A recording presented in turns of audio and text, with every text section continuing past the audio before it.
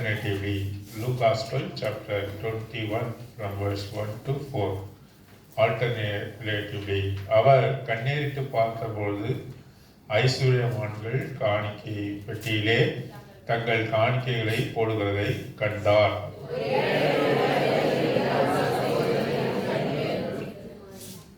இந்த ஏழை விதவை மற்ற எல்லாரை பார்க்கிலும் அதிகமாக போட்டாள் என்று மெய்யாகவே உங்களுக்கு சொல்லுகிறேன்.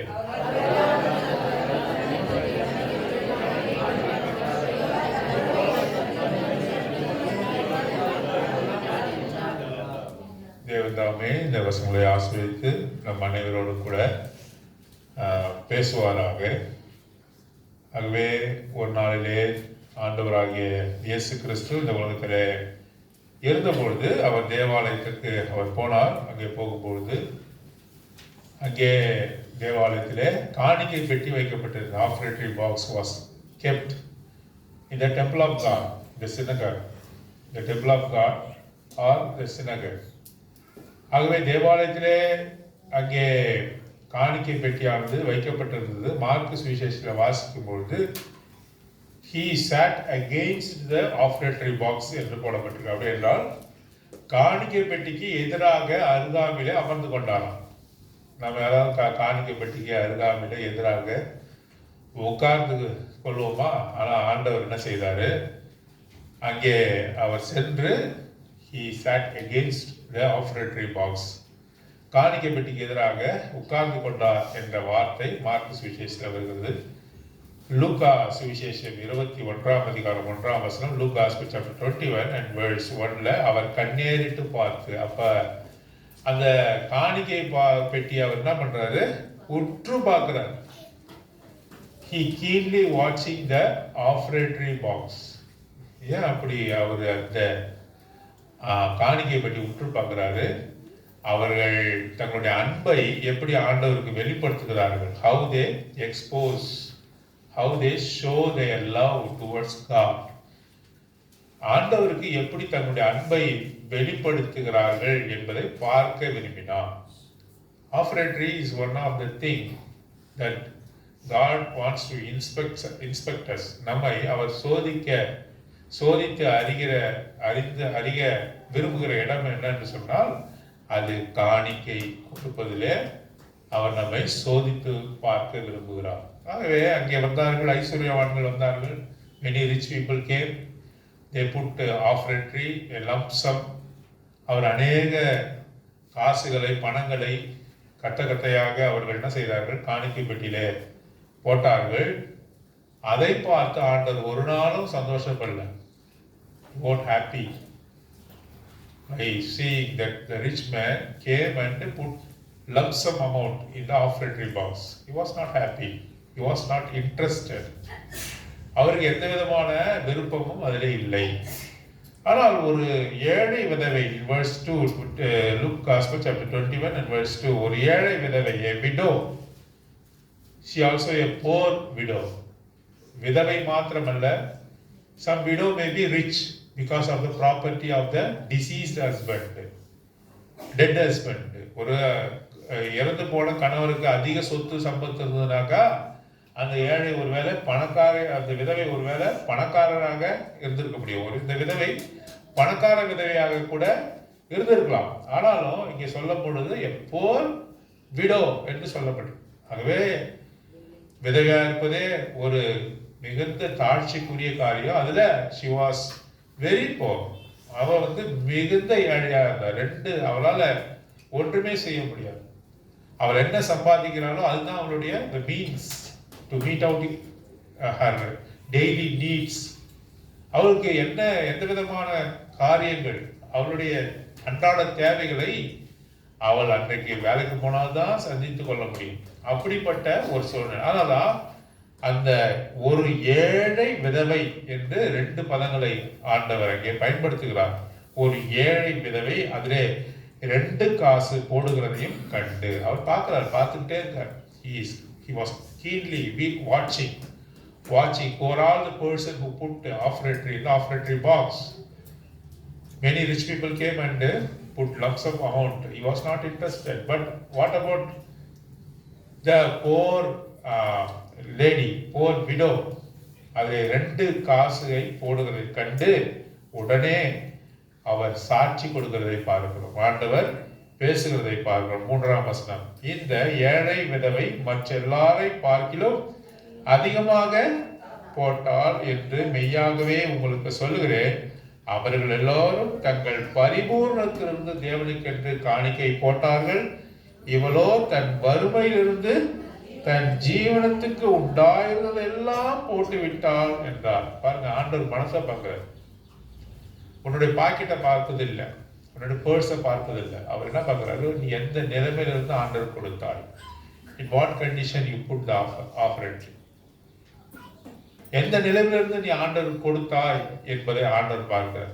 அவர் உள்ளிந்திரியங்களை பார்க்கிறார், உன்னை வெளியரங்கமாய் ஆசீர்வதிக்கிறார். மனுஷன் முகத்தை பார்க்கிறார், தேவனோ இருதயத்தை பார்க்கிறார். The reins of heart என்று போடப்படும் ஆங்கிலத்தில். அப்படின்னா உள்ளிந்திரியங்களை பார்க்கிறது. அவரிடத்துல நீ ஒன்றுமே மறைக்க முடியாது. You cannot hide anything from the sight of the Lord. Everything was naked. அப்படி என்றால் எல்லாம் அவருக்கு முன்பாக நிர்வாணமாக இருக்கிறது. எல்லாமே நிர்வாணமாக. உள்ளத்துல ஒன்று நீ யோசிப்பதற்கு முன்பாகவே நீ என்ன யோசிக்கிறாய் என்பது தெரியும். உன் பாக்கெட்ல கையை விட்டு காசு எடுக்கிறதுக்கு முன்னாடியே நீ என்ன எடுக்க போகிறாய் என்பது தெரியும். நீ எதுல இருந்து கொடுக்கிறாய் என்பதை ஆண்டவர் பார்க்கிறார். ஆகவே உள்ளத்தை பார்க்கிறார். உள்ளத்தை பார்க்கிறவர் உன்னை வெளியரங்கமாய் ஆசீர்வதிக்கிற தேவனாய் இருக்கிறார். ஆகவே அவர் மெய்யாகவே சொல்லுகிறார், தன் ஜீவனத்துக்கு உண்டாயதெல்லாம் போட்டு விட்டாள். She was blessed woman. She was a blessed woman. Even though she was a poor widow, but she was blessed in the sight of the Lord. We all have to be blessed in the sight of the Lord. That is most important thing. யாராவது நம்மை பார்த்து கனப்படுத்தணும்னு நம்ம என்ன பண்ண முடியாது, விரும்பக்கூடாது. We do not expect people to honor us. நம்ம அதிகமான பணத்தை சபைக்கு கொடுக்கறதுனால நம்ம மதிப்பாங்கன்னு ஒரு காலமும் நம்ம நினைக்க கூடாது. God won't do it. ஆண்டவர் அதை செய்ய மாட்டார். Even the people of God won't do it. தேவனுடைய ஜனங்களும் கூட அப்படி அவர்கள் செய்ய மாட்டார். பாருங்க, காணிக்கையை குறித்து இந்த சபையில பேசுறதே இல்லை. காணிக்கையை குறித்து பிலடெல்பியாவில் பேசுறதே இல்லை. இதான் முதல் முறையா நம்ம அதை பற்றி பேச போறோம். we speak about offertory today. காணிக்கை என்றால் என்ன என்பதை குறித்து பேச போறோம். ஏன் காணிக்கை குறித்து பேசல? ஏனென்றால் காணிக்கை அவ்வளவு முக்கியத்துவமாக நாம சபையில எடுத்துக்கொள்ளவில்லை. ஆனால் இன்றைக்கு பேசும்படியாக ஆண்டவர் சொல்றாரு என்கிட்ட, நீ இன்றைக்கு பேசு. Today, by hearing God's voice, you have to be liberated from many clutches.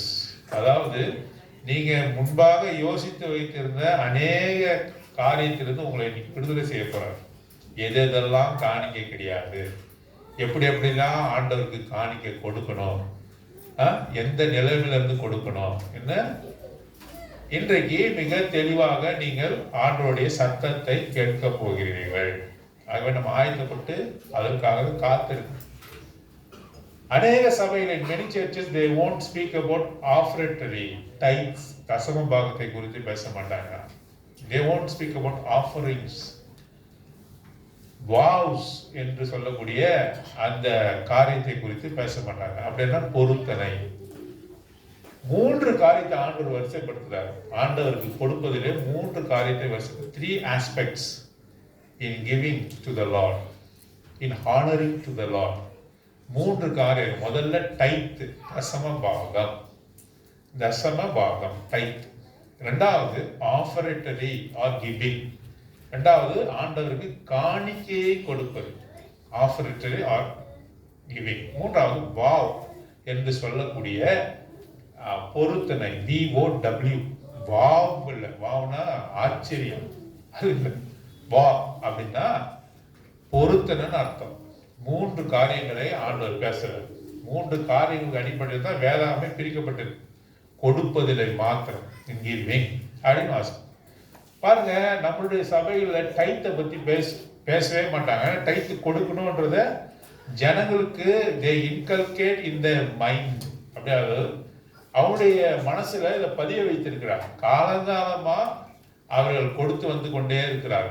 எனக்கு கூட இதுல வந்து தெளிவான சிந்தனை இல்லை முன்பாக. ஆனா ஆண்டவர் இதை குறித்து பேசுறார். It is about old covenant. அது பழைய உடன்படிக்கை. பழைய உடன்படிக்கையை நீ நிறைவேற்ற வேண்டிய அவசியம் இல்லை.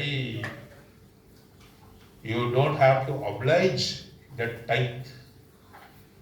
பாருங்க, நாம் எப்படி ஆடு மாடுகளை பலி செலுத்துவது இல்லையோ, லேவியர்களுடைய காலகட்டம் முடிந்து விட்டது. பை இந்த ஓல்டு டெஸ்டமெண்ட் லேவியர்களுடைய காலம் முடிந்து விட்டது. Levitical priesthood is finished by shedding his precious blood on the cross. The Lord said it is finished. அந்த சிலுவையிலே அவர் மரிக்கும் போது முடிந்தது என்று சொன்னார். It also includes the Levitical priesthood. அதுவும் முடிஞ்சிடுச்சு. அதனால ஆஃபரேட்டரி it is not a New Testament principle. It is a Old Testament principle.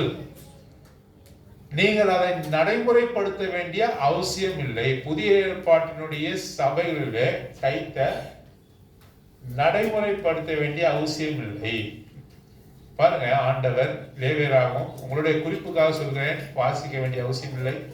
லேவியராகவும் 27:30, என்னாகவும் 18:26, ஆங்கிலத்தில் லெவிட்டிகஸ் chapter 27:30, நம்பர்ஸ் 18:26, டியூட்டரானமி உபாகமம் 14:24, 14:24, ஆதியாகமம் Genesis chapter 14:20, Chronicles chapter 31 verse 5 and 6, மலாக்காய் chapter 3 verse 8 and to 10.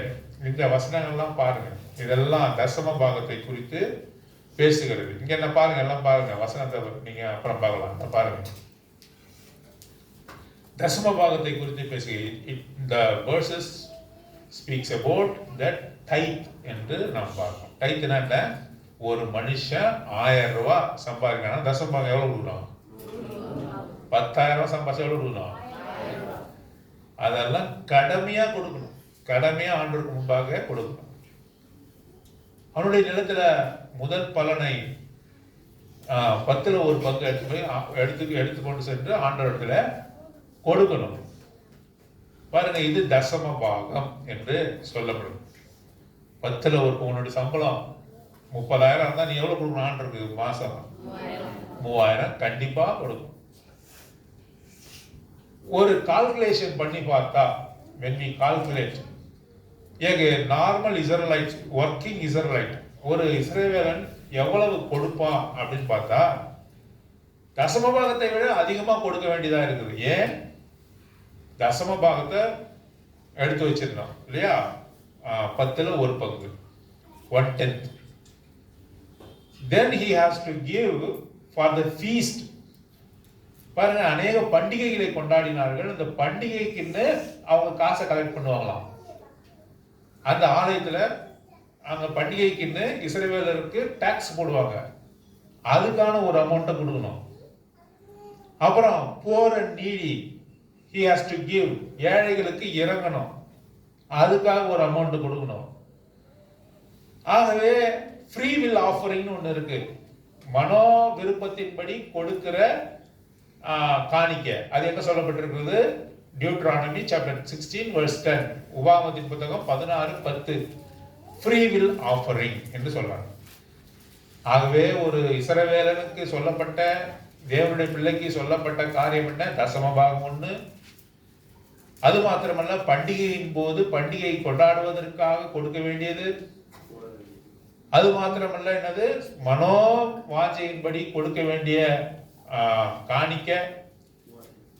அது மாத்திரம் இல்லாமல் ஏழைகளுக்கு, விதவைகளுக்கு அவன் தனியா கொடுக்கணும். தசம பாகத்திலிருந்து எடுத்து கொடுக்க கூடாது. Not out of the tithe. He has to pay separately. He has to give separately. An Israelite must not touch or share the tithe என்று சொல்றார். ஆகவே இதெல்லாம் கணக்கு பார்த்தா 22% வருதா? என்னது? 100ல் 22% கொடுக்குறானா? யாரு? ஒரு இஸ்ரேலைட். மேசிவ் அமௌண்ட்டை ஆண்டவருக்காகவும் ஆண்டவருடைய காரியத்திற்காகவும் அவன் கொடுத்திருக்கிறான்.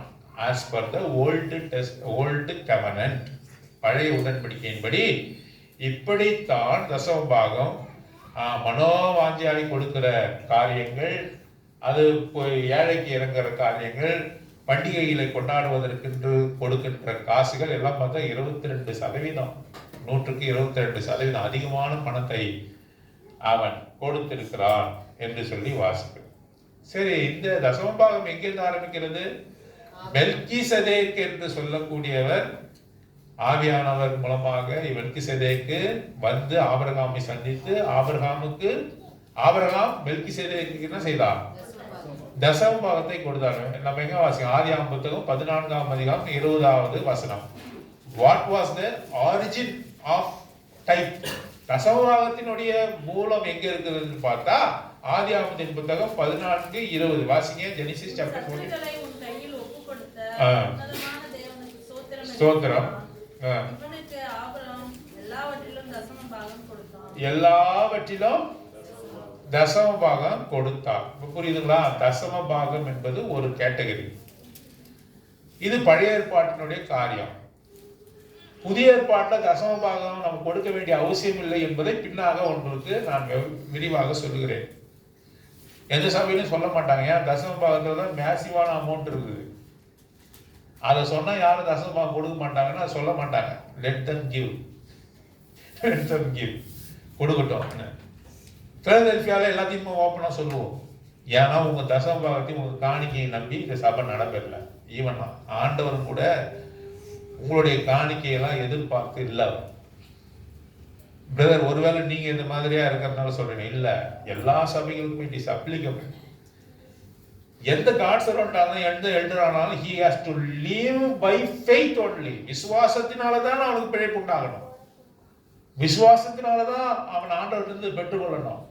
That is the teaching of brother Baksing also.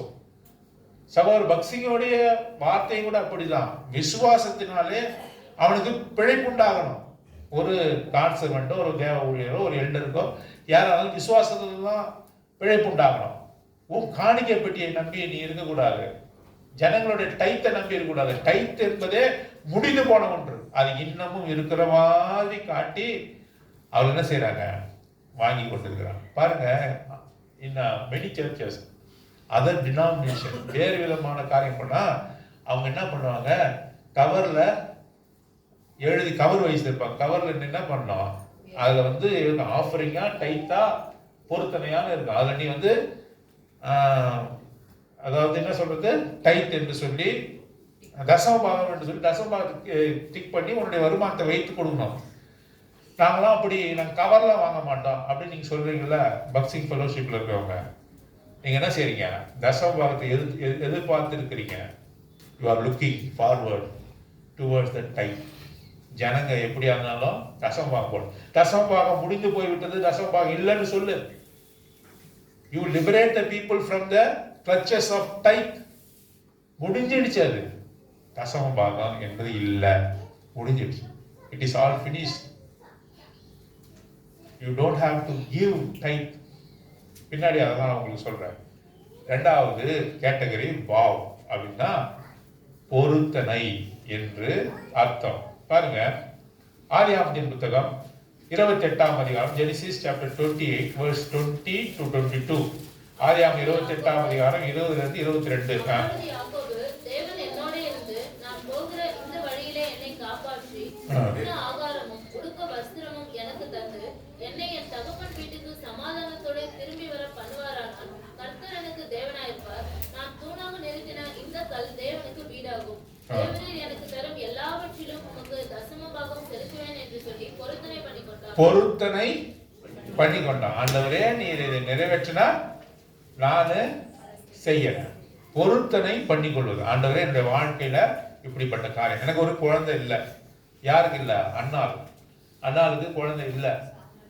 அப்போ அவ தேவாலயத்துக்கு முன்பாக அவர் பொருத்தனை பண்ணினார். அது பொருத்தனை செலுத்தினார்கள் என்று சொல்லி அந்த அதிகாரத்தினுடைய கடைசி வசனம் சொல்லுகிறது. ஆகவே பொருத்தனை செய்தார்கள், பொருத்தனை பண்ணினார்கள்.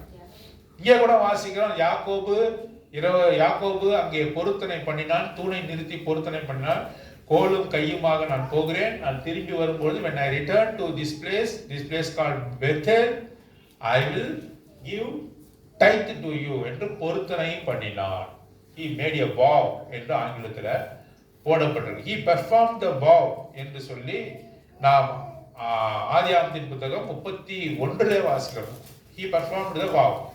அது வாசிக்க வேண்டிய அவசியம் இல்லை. ஆதியாகமம் 31 when he returned he paid the vow என்று நாம் வாசிக்கிறோம். பாருங்க, தசம பாகத்தை அவன் செலுத்தினான் என்று நாம் பொருத்தனையை செலுத்தினான் என்று சொல்லுவோம். ஸ்வேர் என்று சொல்கிறார்கள், ஓத் என்று சொல்கிறார்கள். அதாவது பொருத்தனையை செய்கிறது அதாவது வாக்கு கொடுப்பது. நான் இதை செய்கிறேன். I swear on the oath என்ன அர்த்தம்? நான் இதை செய்கிறேன் என்று சொல்லுவோம். யாக்கோபு நான் இதை செய்கிறேன், தசமபாகம் கொடுக்கிறேன் என்று பொருத்தனை பண்ணினால் அந்த பொருத்தனையை செய்தான். அதாவது ஆணை இட்டான், அந்த ஆணையை நிறைவேற்றினான் என்று சொல்லி நாம் பார்க்கிறோம்.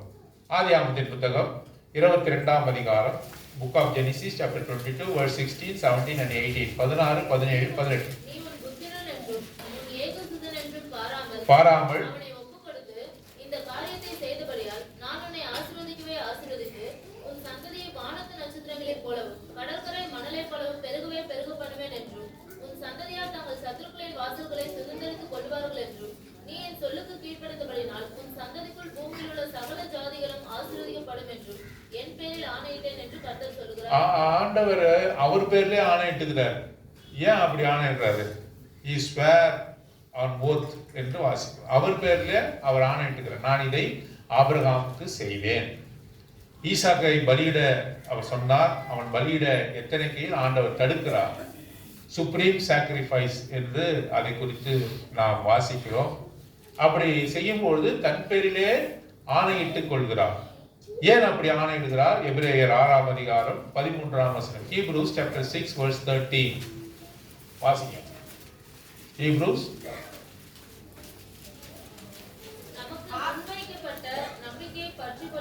பற்றிக்கொள்ளும்படி அடைக்கலமாய் ஓடி வந்த நமக்கு இரண்டு மாறாத விசேஷங்களால் நிறைந்த ஆறுதல் உண்டாகும்படிக்கு எவ்வளவேனும் பொய்யுரையாத தேவன் அப்படி செய்தார்.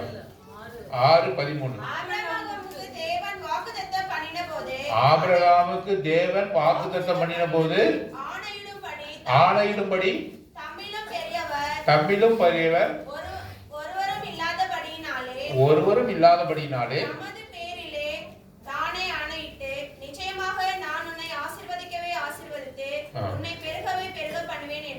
பாருங்க, ஆண்டவர் இந்த இடத்துல என்ன சொல்றாரு? எபிரேயர் நிருபத்துல என்ன சொல்றாரு? அவரை காட்டிலும் உயர்வான ஒருவர் இல்லாத காரணத்தினால ஆண்டவர் யார் மேல ஆணையிட்டுகிறாரு? அவர் மேல ஆணையிட்டு. he made a vow, he made an oath, he swore by himself என்று போடப்படுகிறது. he swore by himself on a oath that I will bless Abraham and his inheritance என்று சொல்லி நாம் வாசிக்கிறோம். because there is no greater person than him. அவனை காட்டிலும் பெரியவர் ஒருவரும் இல்லாதனால அப்படி அவர் செய்தார் என்று சொல்லி நாம் வாசிக்கிறோம். மத்தேயு சுவிசேஷம் 5 அதிகாரம், Matthew Gospel chapter 5 verse 33 வாசிங்க. அன்றியும் பொய்யாணையிடாமல் உன் ஆணைகளை கர்த்தர் முன்னிலையாய் செலுத்துவாயாக என்று பூர்வத்தாருக்கு உரைக்கப்பட்டது என்று கேள்விப்பட்டிருக்கிறீர்கள். தொடர்ந்து வாசிங்க. 37 வாசிங்க. நான் உங்களுக்கு சொல்லுகிறேன், பரிசேதம் சத்தியம் பண்ண வேண்டாம், வானத்தின் பேரிலும் சத்தியம் பண்ண வேண்டாம், அது தேவனுடைய சிங்காசனம். பூமியின் பேரிலும் சத்தியம் பண்ண வேண்டாம், அது அவருடைய பாதபடி. எருசலேமின் பேரிலும் சத்தியம் பண்ண வேண்டாம், அது மகாராஜாவுடைய நகரம். உன் சிரசின் பேரிலும் சத்தியம் பண்ண வேண்டாம், அதன் ஒரு மயிரையாவது வெண்மையாகவும் கருப்பாகவும் உன்னால் கூடாது. உள்ளதை உள்ளதென்றும் இல்லதை இல்லதென்றும் சொல்லுங்கள். இதற்கு மிஞ்சினது தீமையினால் உண்டாயிருக்கும். பாருங்க, இந்த 34 வசனத்திலிருந்து 37 வசனம் வரை ஆண்டவர் நமக்கு சொல்லுகிற காரியம் என்ன? அவர் ஆணையிடாதீர்கள், வாக்கு கொடுக்காதீங்க. யாருக்கு என்ன செய்யாதீங்க? வாக்கு கொடுக்காதீங்க. ஆண்டவர் மாத்திரம்தான் வாக்கு கொடுக்க முடியும். ஏன்னாக்கா அவரால் நிறைவேற்ற முடியும். இன்னைக்கு நீ வாக்கு கொடுப்பார், நாளைக்கு உனக்கு 10,000 தரேன்னு. இன்னைக்கு நைட்டே உன் உயிரை எடுத்துட்டாரு அப்படின்னா நீ அவனுக்கு இந்த வாக்கை நிறைவேற்ற முடியுமா? முடியாது. அப்படி நீங்க உயிரே இழக்கிறனாலும் நாளைக்கு நீங்க மகா பஞ்சத்துக்குள்ள அடைபட்டுட்டீங்க அப்படின்னா நாளைக்கு அவன் காசு கொடுக்க முடியுமா?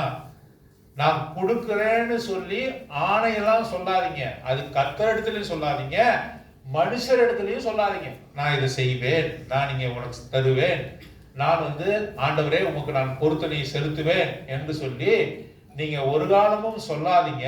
ஏன்னா உங்களால செய்ய முடியாது. பொருத்தனை நல்லதுதான், ஆனாலும் உங்களால செய்ய முடியாது.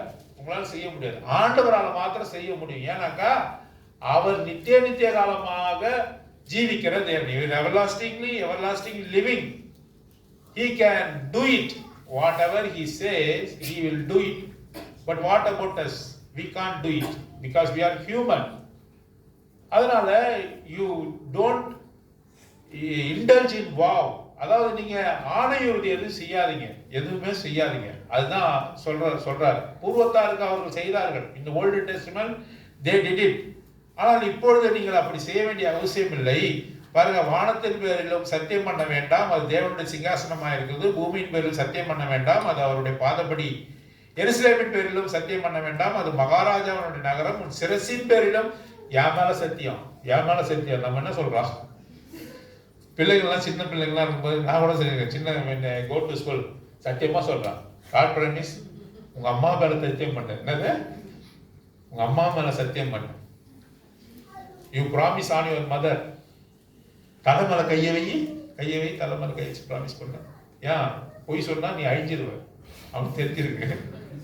You will be destroyed, you will be killed when you promise on yourself. That is true. That is true. Don't promise on yourself. Yeah. ஒரு முடியை கூட என்ன பண்ண முடியாது நீ? கருப்பா இருக்கிற முடிய வெள்ளையா இருக்க முடியாது, வெள்ளையா இருக்க முடிய டையெல்லாம் கிடையாது. குடிச்சு சொல்லணும் முடியாது. அதனால நீ உனக்கு சொந்தமானவன் அல்ல. You are not of your own. You are ransomed by our Lord. நீ ஆண்டவரால வாங்கப்பட்டு இருக்கிறாய், உன்னை வாங்கி இருக்கிறார். அதனால உன்னை குறித்து நான் செய்வேன் சொல்லாத. உன்னால் செய்ய முடியாது. உன்னை இயக்குகிறவர் கர்த்தர். நான் செஞ்சிருவேன், நான் நாளைக்கு வருவேன், நான் உன்னை பார்த்துருவேன். அதெல்லாம் முடியாத காரியம். ஏன்னா நீ உனக்கு சொந்தமானவன் அல்ல. அதான் எருசலேமின் மீது சத்தியம் பண்ணாதீங்க, வானத்தின் மீது சத்தியம் பண்ணாதீங்க. இந்த யூதர்கள் என்ன பண்ணுவாங்கன்னா எது கேட்டாலும் சத்தியம் பண்றது. அதனால தான் ஆண்டவர் சொல்லி காட்டுறாரு, வானத்தின் மீது எருசலேம் மேல சத்தியம் பண்றார், வானத்தின் மீது சத்தியம் பண்றார், தேவன் மீது சத்தியம் பண்றார், என் மீது சத்தியம் பண்றார். எது மீது நீ சத்தியம் பண்ணாத. நான் செய்வேன் போவேன் அப்படின்னு சொல்லாது. உள்ளதை உள்ளதென்றும் இல்லதை இல்லதென்றும் சொல்லுங்க. நான் தரேன், கர்த்தருக்கு சித்தமா இருந்தா, காட் வில்லிங் அப்படின்னு சொல்லுங்க. கர்த்தருக்கு சித்தமா இருந்தா, நாளைக்கு நான் உயிரோடு இருந்தா, கர்த்தருக்கு சித்தம்னா என்ன அர்த்தம்? நான் உயிரோடு இருந்தாலும் அர்த்தம். when I live tomorrow I will give you, I will perform, God willing I will perform. அப்படிதான் நீங்க சொல்லணும். ஆண்டவரே நீங்க ஆண்டவர்கிட்ட பொருத்தனை பண்ணாலும் நீங்க என்ன பண்ணக்கூடாது? இப்படிப்பட்ட சத்தியம் அடிச்சு பொருத்தனை பண்ணக்கூடாது. எப்படி பண்ணணும்? ஆண்டவரே நீ எனக்கு செய்தா, கர்த்தர் உங்களுக்கு சித்தமா இருந்தா நான் இதை உங்களுக்கு செய்யறேன் அப்படிதான் சொல்லணும். டைத் இஸ் அப்சல்யூட் அப்படின்னா அது டைத் என்பது தசமபாகம் முடிஞ்சிடுச்சு, அதை விட்டுருங்க. What about wow?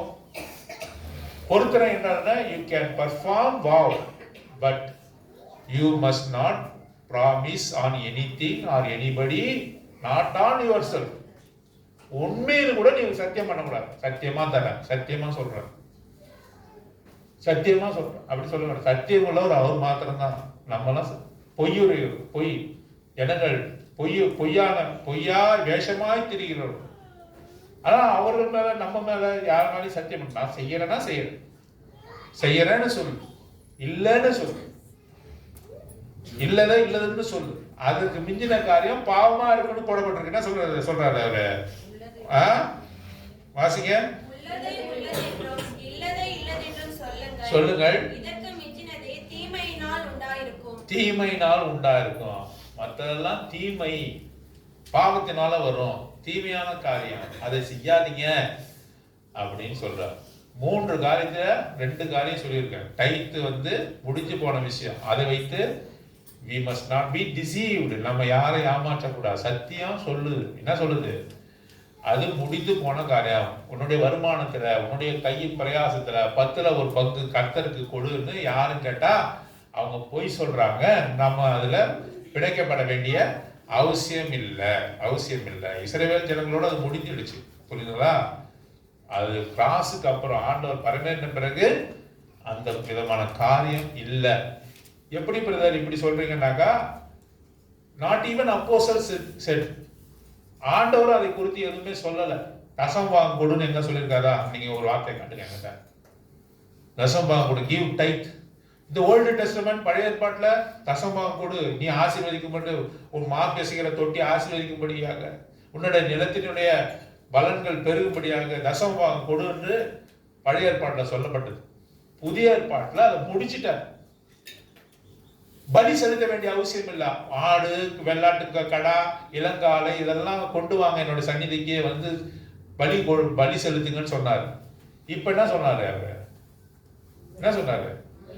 நானே உங்களே பலி பண்ண, நானே பலியாயிட்டேன், இனிமேல் செலுத்தத்தக்க பலி ஒன்றும் இல்லை. எபிரேயர்ல நம்ம வாசிக்கிறோம், நானே என்னை ஒப்பு கொடுத்தேன், பலியாக ஒப்பு கொடுத்து விட்டேன், இனி பலி செலுத்தத்தக்க பலி ஒன்றும் இல்லை. வெள்ளாட்டுக்கடா, இளங்காலை இவைகளை காட்டிலும் உன்னதமான பலியான ஆண்டவராக இயேசு கிறிஸ்துவே தம்மை கொடுத்து உன்னதமான பலியை அவர் செலுத்தி விட்டார். ஆனால் இனி செலுத்தத்தக்க பலி ஒன்றும் இல்லை, பலி செலுத்த வேண்டிய அவசியம் இல்லை. அதுவும் அப்சல்யூட் அப்படின்னா முடிந்து போனது, வழக்கொழித்து போனது. தமிழ் சரியான பதம் என்ன? வழக்கொழிந்து. அது வழக்கத்துல இல்லை, இப்ப வழக்கத்துல இல்லை, அதான் வழக்கொழிந்து போனது, அப்சல்யூட் என்று ஆங்கிலத்துல அதை சொல்றோம். பலி எப்படி முடிந்து போனதோ, இப்ப பலியை செலுத்திட்டு இருக்கோம், ஆண்டவருக்கு வீட்டுக்கு கொண்டு வந்து பலியை செலுத்துறோம். இல்லை, பலி முடிந்து விட்டது, தசமபாகமும் முடிந்து விட்டது. So you are liberated. அறியாமை உள்ள காலையில் கர்த்தர், நீங்க இதுவரை செலுத்திருந்தீங்கன்னாக்கா அறியாமல் உள்ள காலம். இப்போ மனம் திரும்ப வேண்டும் என்று சொல்லி ஆண்டவர் சொல்ல, பிரதர் இவ்வளோ காலம் விட்டுவிட்டு இப்போ வந்து சொல்றீங்க, நீங்க முன்னாடியே சொல்லியிருந்தா நான் டைத்தே கொடுத்துருக்க மாட்டேன் அப்படின்னு சொன்னாக்கா, இப்போதான் ஆண்டவர் என்ன சொல்றாரு. எனக்கு விளக்கமும் இப்பதான் அதிகமா கிடைச்சது. நான் எனக்கு தெரிஞ்ச விஷயமும் ஆண்டவர் சொன்ன விஷயமும் நான் சொல்லாம இருந்தாங்க, நான் ஒரு பாவியா மாறிடுவேன். நிகமான டைட் செலுத்திக்கிட்டே இருக்கிறது ஆண்டவருக்கு பிரியமானது அல்ல. சரி, அப்போ டைத்து முடிஞ்சிடுது, ரெண்டாவது வாவு இருக்குது. அந்த பொருத்தனை நீங்க எப்படி செய்யணும்? ஆண்டவரே நீங்க இதை செய்தா எனக்கு கர்த்தர் சித்தமா, உங்களுக்கு சித்தமா இருந்தா நான் இதை செய்யறேன் அப்படின்னு நீங்க பொருத்தனை பண்ணிக்கிட்டு ஆண்டவருக்கு பொருத்தனை செய்யலாம். ஆனா ஆணை உறுதி மேல செய்யக்கூடாது. By oath you can't perform a vow. By oath you cannot perform vow. அதுதான் முக்கியமான விஷயம். நான் பரலோகத்து மேல சத்தியம் பண்றேன், என் மேல சத்தியம் பண்றேன், என் பொண்டாட்டி மேல சத்தியம் பண்றேன் அப்படின்னு சொல்லி, என் மனைவி மேல சத்தியம் பண்றேன், பிள்ளைகள் மேல சத்தியம் பண்றேன். எதின் மேலையும் நீ சத்தியம் பண்ணக்கூடாது. ஏன்னா உனக்கு ஒண்ணுமே உனக்கு சொந்தமானது அல்ல. உன் மனைவி உனக்கு சொந்தமானவன் அல்ல, பிள்ளைகள் சொந்தமானவன், சொத்து உனக்கு சொந்தமானது அல்ல, உனக்கு நீயே சொந்தமானவன் அல்ல. அவர் நாசியின் சுவாசத்தை எடுக்கிறார், ஒருவரும் அதை கேள்வி கேட்பார் இல்லை. வாசிச்சிருக்கீங்களா? என்னோட உயிரை அவர் பறிக்கிறார், என்னுடைய உயிரை அவர் பறிக்கிறார். நான் என்ன சொன்னேன்? 49 வருஷமா இந்த உயிரை நான் வச்சிருக்கிறேன். You can not plug the life from me. என்னுடைய உயிரை நீ இங்க எடுக்கக்கூடாதுன்னு சொல்ல முடியுமா? சொல்ல முடியாது. ஒரு ஊழியர் இப்படி சொன்னார், இந்த சரீரத்தை நான் எப்படி நான் வந்து அலங்கரித்தேன், எத்தனை முறை நான் கண்ணாடியில நின்று நான் மேக்கப் பண்ணேன். I stand before the mirror, how I take care of my பாடி.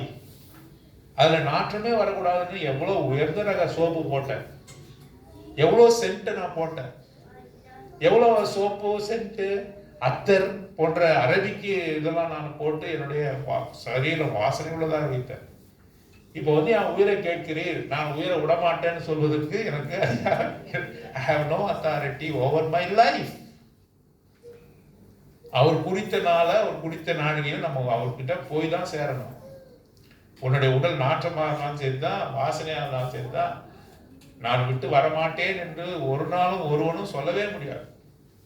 அதனாலதான் உன்னுடைய சரீரத்தின் மீது தலைமதி கை வைத்து நீ சத்தியம் பண்ணாங்க, சத்தியமே பண்ணாத. சத்தியன்ற வார்த்தை உனக்கு வாயிலிருந்து வரவே கூடாது. நான் உண்மையா சொல்றேன், உள்ளதை நான் சொல்றேன். நம்மனா நம்ம சொன்னதை நிறைவேற்றணும். கர்த்தருக்கு முன்பாக நீ சொன்னதை நிறைவேற்றுவதாக இருக்க வேண்டும். என்று. அப்ப நாங்க சபைக்கு கொடுக்கறதுலாம் என்ன?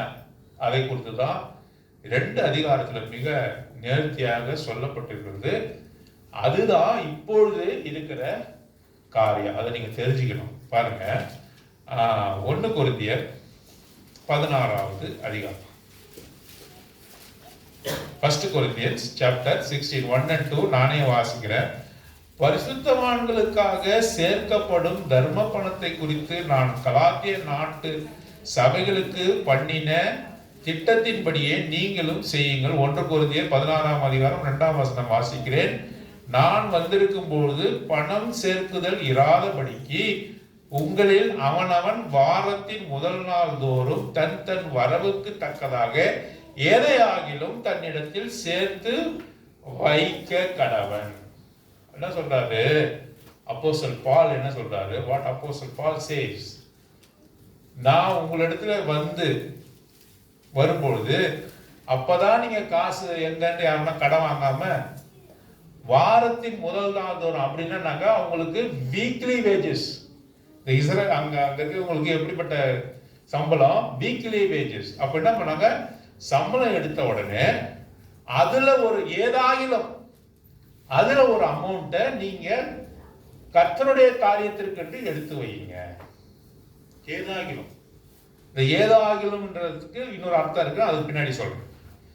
ஏதாகிலும் ஒரு அமௌண்ட்டை எடுத்து வைங்க. அவங்களுக்கு வாரம், மாசம், உங்களுடைய சம்பள நாள், இதுல நீங்க சம்பாதிக்கும் போது ஏதாகிலும் ஒரு காரியத்தை தன்னிடத்தில் தன் வரவுக்கு தக்கதாக, ஏதாகிலும் தன்னிடத்தில் தன் வரவுக்கு தக்கதாக, அவனுக்கு எவ்வளவு சம்பளம் வருதோ அதற்கு தக்கதாக தன்னிடத்தில் சேர்த்து வைக்க கடவன். ஏன் அப்படி கேட்கிறாரு?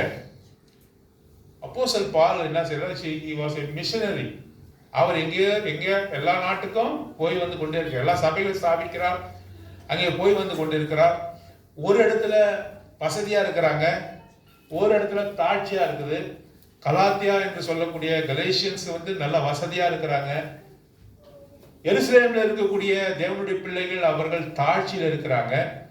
சமநிலை டாக்டரின், சமநிலை நியமனம் என்று ஒன்று சொல்லப்பட்டிருக்கிறது. அதன்படி எல்லோரும் எல்லாம் கிடைக்கும்படியாக வசதியா இருக்கவர்கள் வசதியில் குறைவானவர்களுக்கு கொடுக்கணும். அதை யார் மூலமா நிறைவேற்றணும்? ஊழியக்காரர் மூலமா நிறைவேற்றணும். அவருக்கு பொறுப்பா இருக்கிறவங்க மூலமா நிறைவேற்றணும். அப்போஸ்தலன் பவுல் மூலமாக, பேதுரு மூலமாக அப்படி அந்த காரியத்தை நிறைவேற்றணும்.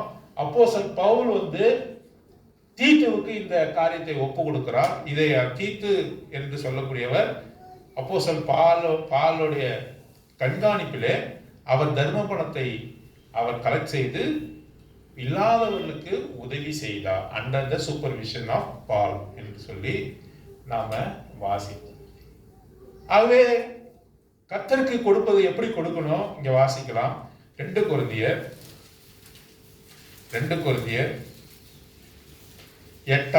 9ஆம் அதிகாரம் chapter 9, 2 Corinthians chapter 9 verse 7 வாசிங்க. அவனவன் விசனமாயும் அல்ல, கட்டாயமாயும் அல்ல,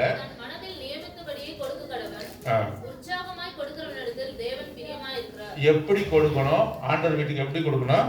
விசனமா இல்ல, grudgingly. grudgingly என்று போடப்பட்டிருக்கிறது. when you give, don't give grudgingly. ஐயோ எனக்கு 10,000 வரும்போது 1000 ரூபாய் வரும்போது எனக்கு சம்பளம் வாங்கும் 100 ரூபாய் கொடுக்குறது ரொம்ப ஈஸியா இருக்குது. 10,000 ரூபாய் சம்பாதிக்கும் போது 1000 ரூபாய் கொடுக்குறது கூட எனக்கு ஈஸியா இருக்குது. 50,000 சம்பாதிக்கும் போது 5,000 கொடுக்கணும் டைத்து பிரகாரம், கசம்பாக பிரகாரம். அது எனக்கு கொஞ்சம் கஷ்டமா இருக்கு. 5,000 நான் தான் இந்த சபையில அதிகமா போடுற கூட இருக்கு அப்படின்னு ஒரு நினைவு வேற. இந்த சபையில நான் தான் போடுறேன் அதிகமா. 1 லட்சம் வரும்போது 10,000 நிறைய பேருக்கு சம்பளமே இல்லை. ஆனா நான் காணிக்காகவே எவ்வளவு போடுறேன்? 10,000. மனசுல என்ன வருது? ஓரத்துல மத்தவங்க எல்லாம் கொடுக்குறாங்களா இல்லையான்னு தெரியல, நான் தான் கொடுக்குறேன். மத்தவங்க எல்லாம் கொடுக்குறாங்களா இல்லையான்னு எனக்கு தெரியல, நான் தான் கொடுக்குறேன் அப்படின்னு கிரட்ஜிங். உன்னிடத்துல யாரு கேட்டா? எப்படி கொடுக்க கூடாது?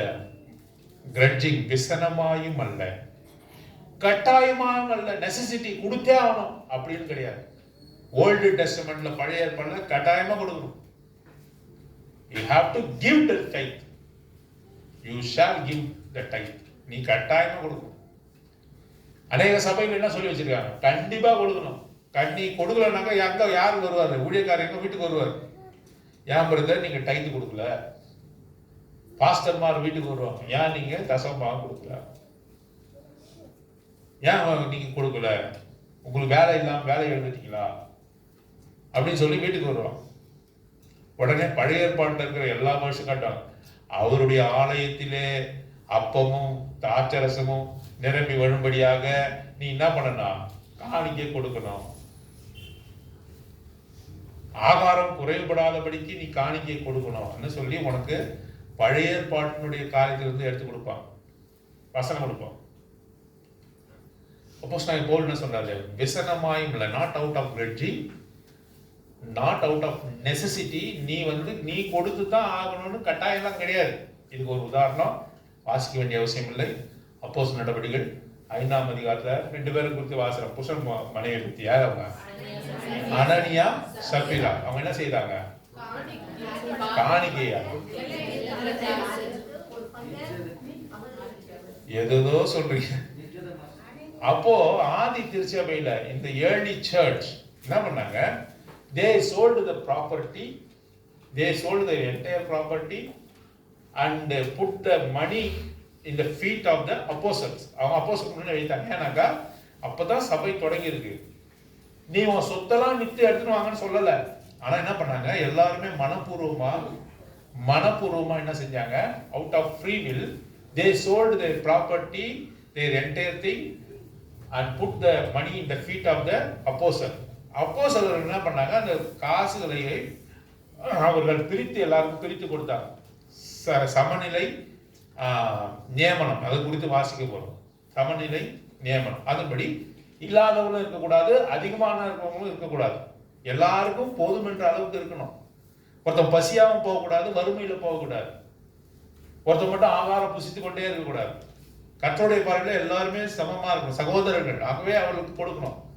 இது இப்ப இல்ல, ஆனா ஆதி திருச்சபையில அப்படி இருந்தது. அவன் என்ன செய்தான், வித்து எல்லாரும் எடுத்துட்டு வந்து வைத்தாங்க. அப்ப அது நம்ம ஏற்கனவே பர்னபாஸ் குறித்து வாசித்தா, அவனும் கூட என்ன பண்ணா, தன்னுடைய சொத்துக்களை வித்து வைத்தான் என்று போடப்பட்டிருக்கிறது. இப்போ இந்த 2 பேரும் கணவன் மனைவி என்ன செய்தாங்க, அவர்கள் அனனியாவும் சப்பிராவும் வித்து ஒரு பங்கை எடுத்து வைத்துக் கொண்டார்கள். இந்த ஒரு பங்கை எடுத்து வைத்து kept a part of the money with them. அவர்கள் வைத்துக் கொண்டார்கள். கணவன் செய்தது மனைவி தெரியுமா தெரியாதா? 2ஆம் வசனமே சொல்லுது, 5ஆம் அதிகாரம் 2ஆம் வசனம் சொல்லுது, தன் மனைவி அறிய. வாசிங்க அந்த போய். தன் மனைவி அறிய, full knowledge of his wife, he kept a part of amount for himself. வசிக்கிட்டே எடுத்துட்டு வந்து கொடுக்குறாரு. அது ரொம்ப நேர்த்தியா இருக்கு அந்த வசனம்லாம். ஆண்டவர் சொல்றாரு, அப்போஸ்தலன் பேதுரு சொல்றாரு, உன்னை யார் இதை விற்க சொன்னதுன்னு கேட்டாரு. நாங்க ஏதாவது ஒன்று வித்து கொடுன்னு சொன்னோமா, உன் சொத்து பத்தெல்லாம் வித்து கொடு அப்படின்னு சொன்னோமா? உன்னுடைய சொத்து உன்னதா இருக்கவில்லையா, உன்னிதா இருக்கவில்லையா? It belongs to you only. We never asked you to sell the property and give it to the church. சபைக்கு கொடுன்னு ஒன்று சொல்லவே இல்லை. நீங்க என்ன செய்தீங்க, நீங்க வித்து அந்த காசை எடுத்துன்னு வந்து கொடுத்தீங்க.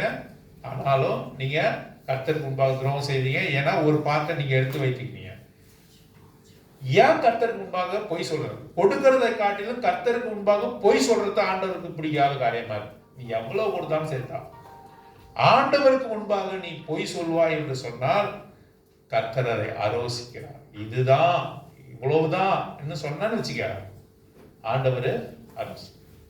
நீ கொடுக்கவே வேணாம், உன்னை தண்டிப்பாரா? தண்டிக்கவே மாட்டார். நீ கொடுக்கவே வேணாம். அரைகுறை மனதோடு எதுவும் செய்வதை ஆண்டவர் விரும்புவதில்லை. யாராவது சொல்லியிருக்காங்க, அத அரைகுறை மனம் இருக்கிறத கொடு கொடு கொடு கொடு, பரவாயில்ல கொடு. 1000 ரூபாய் இல்லையா, 50 ரூபா, 500 ரூபா கொடு, 500 ரூபாய் இல்லையா, 50 ரூபாய் ஆச்சு கொடு கொடு கொடு. கொடுப்பதற்கு முன்பாக உனது உள்ளம் எப்படி இருக்குன்னு ஆண்டவர் பார்க்கிறார். உனது உள்ளம் எப்படி இருக்கிறது என்று பார்க்கிறார். இது உனதா இருக்கவில்லையா, நீ ஏன் இப்படி பரிசுத்த ஆவியானவரை வஞ்சித்தாய் என்று கேட்டபோது அவனை மரித்தால் his wife also dead later என்று சொல்லி நாம் பார்க்கிறோம்.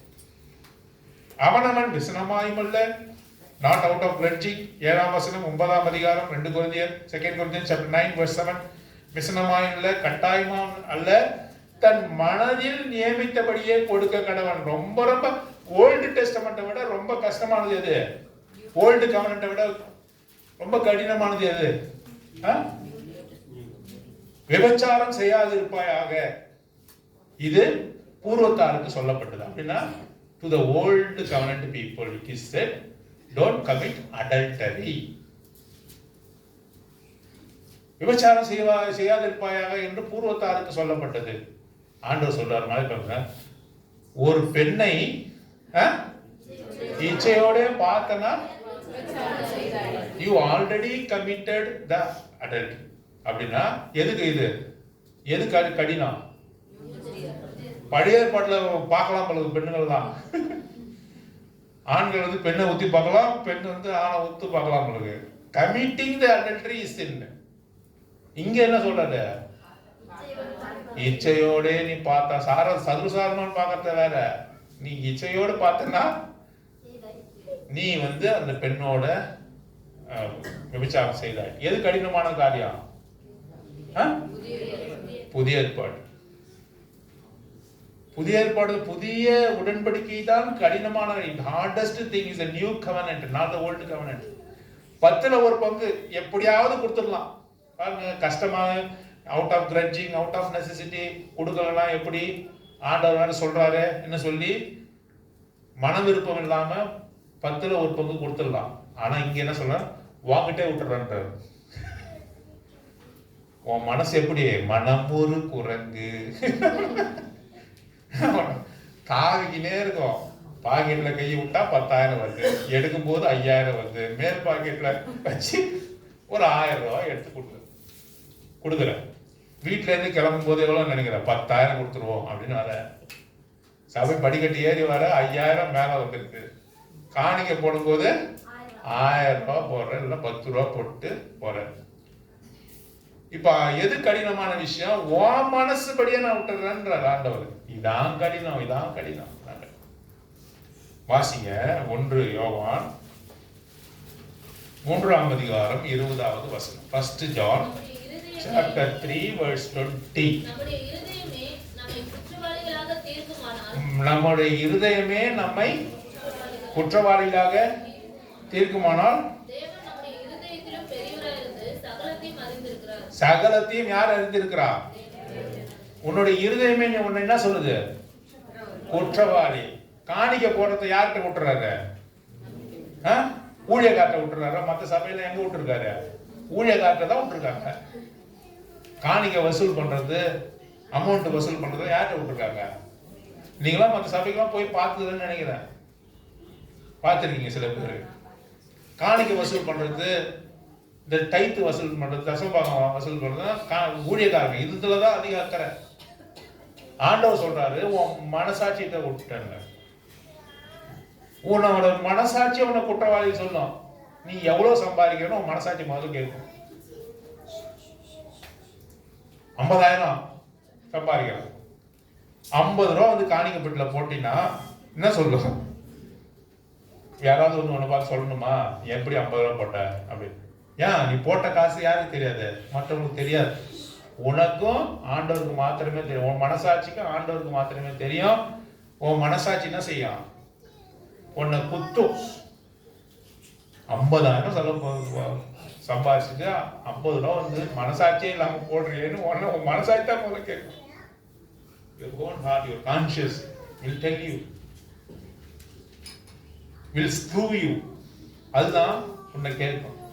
உன் மனசாட்சிக்கு முதல்ல பதில் சொல்லு, அப்புறம் நீ ஆண்டவர் பதில் சொல்லணும். அதனாலதான் என்ன தெரியுமா பண்ணிட்டாங்க எல்லாரும்? மனசாட்சிக்கு சூடு வச்சுட்டாங்க. அப்படின்னு மனசாட்சியிலே மனதிலே சூடுண்டவர்களாகன்னு ஒரு வார்த்தை. ஆட்டோக்காரன் என்ன பண்றான்? மீட்டர்ல சூடு வைக்கிறதுல அதை கரெக்ட் பண்ணி விட்டுறான். ஏன்னா மீட்டர் போட வேண்டிய மீட்டர் போட்டால் குறைவான அமௌண்ட் காட்டுது. அதனால என்ன ஏறினவனே மீட்டர் போடுப்பான்னு நம்ம சொல்றோம். என்ன சொல்றான் அவன்? மீட்டர் ஓடாதுங்க, மீட்டர் ஓடாதுங்க. அப்போ இவன் மனசாட்சி பிறகு கேட்கறத கொடுக்க வேண்டியதா. இது மாதிரி நீ வந்து கொடுக்க என்ன பண்ணாக்கா இவ்வளவுதான் கொடுப்பேன்னு மனசை வந்து கடினப்படுத்துற, மனசை கடினப்படுத்துற. ஆண்டவர் எவ்வளவு காரியங்களை நீ பேசுறாரு. உன் மனசாட்சி நட்டு நான் விடுறேன், உன் மனோவிருப்பத்தில் நான் விடுறேன். I leave unto your heart, your desire, your consciousness. உன்னுடைய மன விருப்பத்தின்படி செய், மனதில் நியமித்தபடியே கொடுக்க கடவன். உற்சாகமாய் கொடுக்கிறவனிடத்தில் தேவன் யாருக்கு பிரியமா இருப்பா? உற்சாகமா கொடுக்கணும்னா நிறைய அதிகமா கொடுக்கணும் கிடையாது, உற்சாகமா சந்தோஷமா கொடுக்கணும். எனக்கு ஜீவனையும் வேலை செய்கிற திறனையும் he give the power to work and earn money. He gives money, he gives the salary, the wages. Many people don't have. அவர்கள் அநேகரால் சம்பாதிக்க முடியல, அநேகருக்கு உணவில்லை, என்னை சாப்பிடும்படியாக செய்திருக்கிறார்.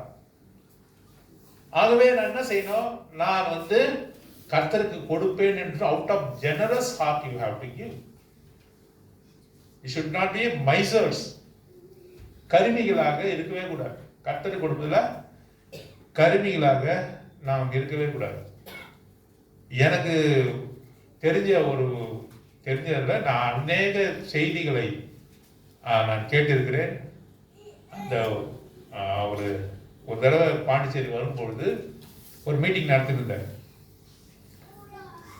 என் பாக்கெட்டில் வந்து 5000 ரூபா இருந்தது, 5000 இருந்தது.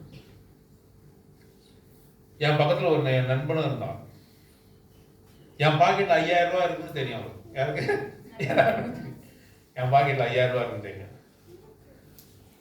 நான் அவர்கிட்ட போய் பேசுறேன். யாருங்க? அந்த ஊழியர்கிட்ட போய் பேசுறேன். Brother, I have learned many things from you. Many things from you. I have learned many things. You expounded many things through your books.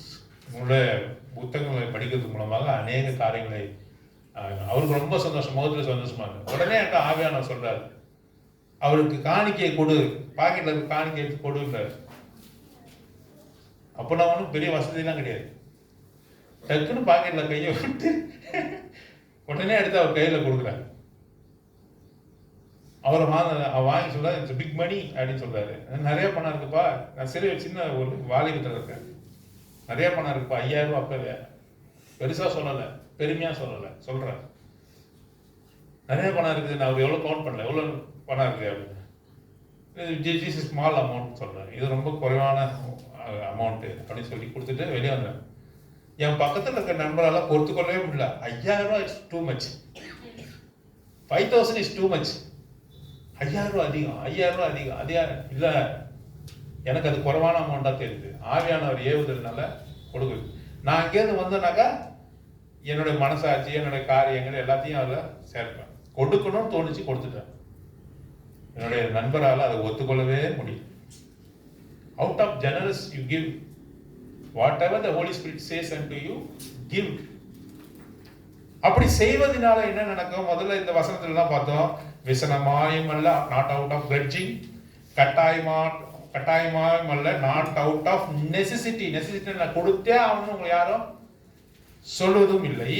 அது மட்டும் இல்லாம என்ன பண்ண, மனதில் நியமித்தபடியே. நீங்க உங்க மனசு என்ன தோணுதோ, மனசாட்சிக்கு தப்பில்லாம மனசாட்சி என்ன சொல்லுதோ அதன்படி கேளுங்க. மனசாட்சி நல்லதுதான் சொல்லுவோம். ஏன் அப்படி சொல்லுதுன்னா, அது மனசாட்சி குத்தும், மனசாட்சி குத்தும்.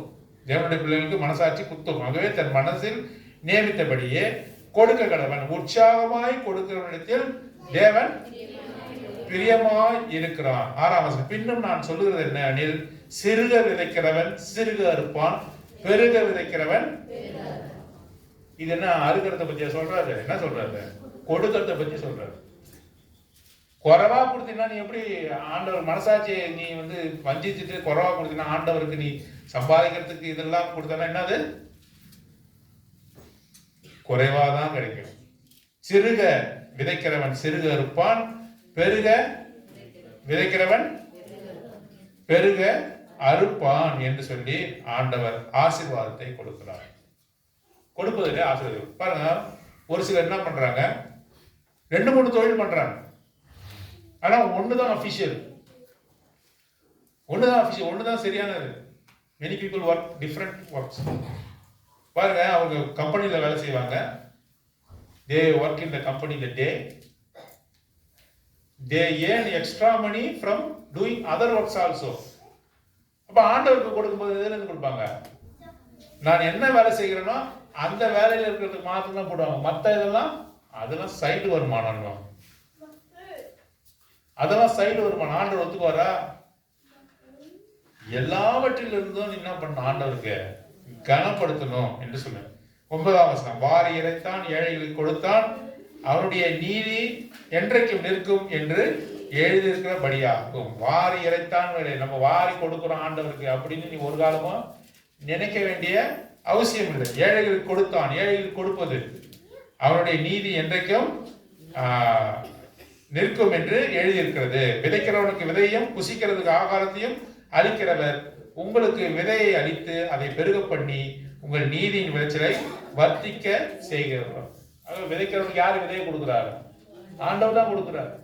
நீ பிரயாசப்படும்படியாக, நீ வேலை செய்யும்படியாக திறமை யாரு கொடுக்கிறாரு? சில பேர் என்ன பண்றாங்க, லட்சமா பணம் சம்பாதிக்கிறாங்க இல்லையா, 3 lakhs 4 lakhs இருக்கு. ஏன் கொடுக்குறாங்க? ஏன் அப்படிப்பட்ட ஒரு சம்பளத்தை அவங்களுக்கு கொடுக்குறாங்க? Because they are intellectuals in the side of the world. அவர்கள் அறிவு கூர்மை மிக்கவர்களாக இருக்கிறார்கள். ஆகவே அவங்களோட அறிவு திறமைக்கு ஏற்ப என்ன பண்றாங்க, கம்பெனிஸ் அவங்களுக்கு அவ்வளவு அமௌண்ட்டை கொடுக்குது. அப்ப அவன் என்ன சொல்றான், என் திறமைக்கு தான் இந்த பணத்தை நான் சம்பாதிச்சேன்னு ஒருன்னு சொல்லக்கூடாது. ஏன் அப்படி சொல்லக்கூடாது? விதைக்கிறவனுக்கு விதையும், அந்த அறிவா இருக்கிறானே, அறிவுள்ளவனா இருக்கானே, அந்த அறிவை யார் கொடுத்தது? ஆண்டவர் தான். புசிக்கிறதுக்கு ஆகாரத்தையும் அளிக்கிற, நீ புசிக்கணும், ஆகாரத்தை சாப்பிடணும்னா யார் உனக்கு கொடுக்கணும்? ஆண்டவர் தான் கொடுக்கணும். ஏன் சம்பளத்துல வாங்கணும்னு சொல்லக்கூடாது. சம்பளத்துல வாங்கின எல்லாரும் நல்லா சாப்பிட்டு திருப்தியா இருக்கிறாங்களா? காட்டுங்க பார்ப்போம். ஹாஸ்பிட்டல்ல போய் பாருங்க, மிகப்பெரிய கோடி சொல்ல ஓட்ஸ் கஞ்சி குடிக்கிறாங்க. மிகப்பெரிய ஆகாரம் என்ன, ஓட்ஸ் கஞ்சி குடிக்கிறாங்க. உடனே சுகர் டெஸ்ட் பண்ணி பாக்குறாங்க, ஏறுதா இறங்குதா. அவங்களோட பணம் ஏறிக்கிட்டே இருக்கு, ஆனாலும் அவங்களோட உடல்நலம் குறைஞ்சு கொண்டே இருக்கு. நீ புசிக்கணும்னா ஆகாரத்தை உனக்கு படி அளக்கிறவர் கர்த்தர், அதை மறக்காத. என் கையின் பிரயாசத்தினால் எல்லாம் செய்வேன், நான் நினைத்ததெல்லாம் சாப்பிடுவேன், நான் நினைத்தபடி வாழ்வேன். இந்த உலகத்தை அனுபவிக்காதபடி உன்னை குறுக செய்வார். விதைக்கிறவனுக்கு விதையும் புசிக்கிறவனுக்கு ஆகாரத்தையும் அளிக்கிறவர் உங்களுக்கு விதையை அளித்து அதை பெருக பண்ணி உங்கள் நீதியின் விளைச்சலை வர்த்திக்க செய்வார் என்று சொல்லி போடப்பட்டிருக்கு. 8ஆம் அதிகாரத்துல வாங்க.